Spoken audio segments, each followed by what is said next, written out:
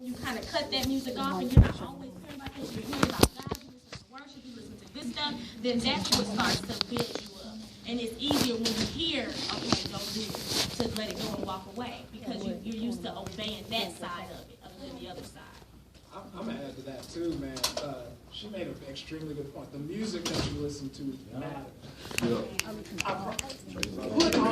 Put on worship music. If you're struggling, put on some worship music. I promise you, it's going to help. And that is so true.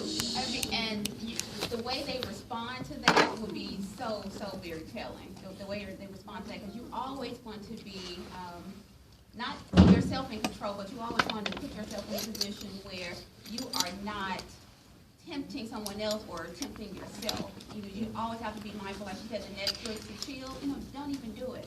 But to answer your question, my personal experience, I've only been one person, my ex, and that was like 13 years ago. And so when I decided, I was like, okay, God, I'm back here in a single life, I'm a single mom, I've got 3 sons. And at that time, that was more important to me than anything. I looked out and see how the men of the world are, and I was like, there is no way that I'm going to raise my sons to think that this is how you treat a woman. So I made a vow not to bring men out of my house, not to have sex with anybody that's not my husband.